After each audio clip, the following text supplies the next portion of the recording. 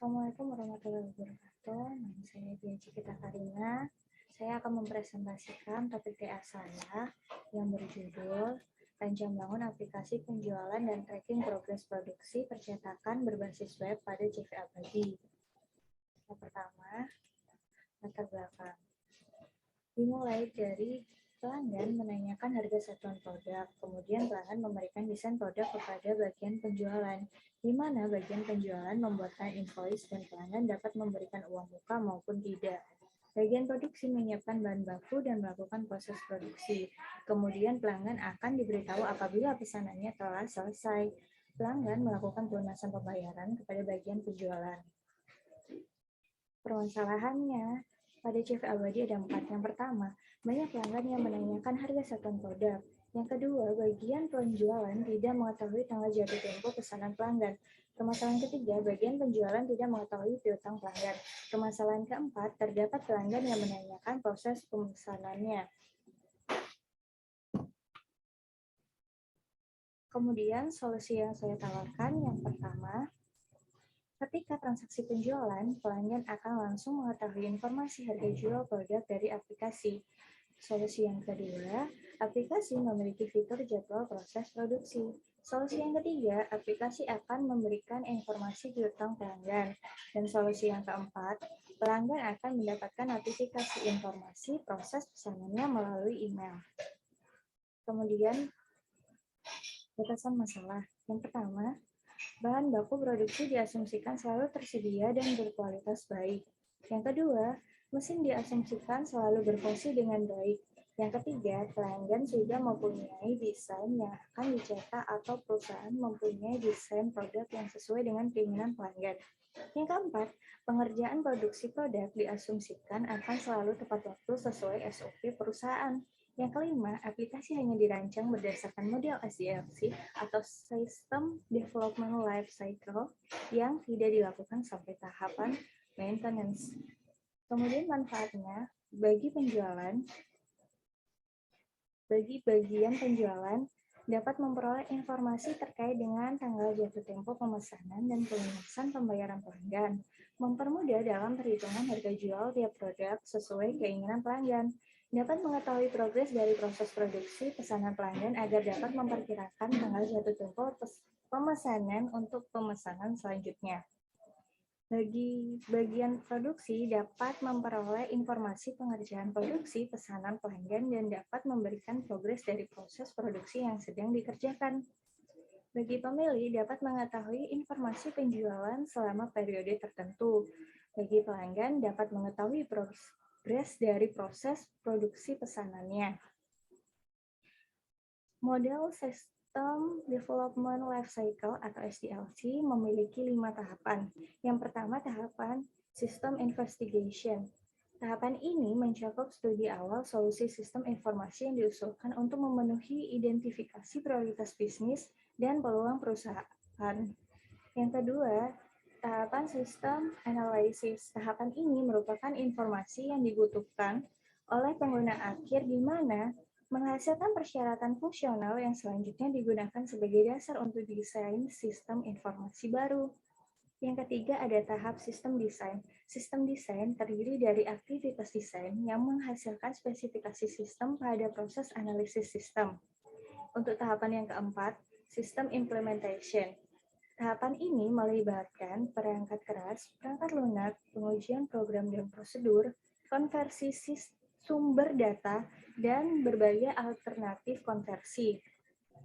Untuk tahapan kelima ada sistem maintenance, di mana tahapan ini merupakan pengawasan, evaluasi, dan modifikasi sistem bisnis operasional untuk menghasilkan perbaikan yang lebih diinginkan.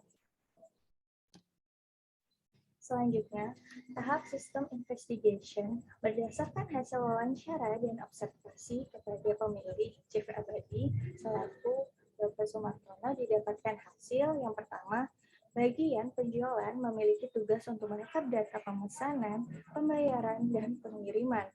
Yang kedua, pemilih bertugas memberikan surat perintah kerja kepada bagian produksi. Yang ketiga, bagian produksi memperoleh surat perintah kerja. Yang keempat, pelanggan menanyakan harga produk. Yang kelima, pemilih menentukan harga pokok produksi berdasarkan biaya bahan baku ditambah biaya tenaga kerja ditambah biaya overhead pabrik tetap. Yang keenam, pemilih akan mencatat kebutuhan untuk memproduksi pesanan pelanggan dan akan memberikan catatan ke bagian produksi. Dan yang ketujuh, pelanggan akan mengambil dan melunasi pembayaran kepada bagian penjualan.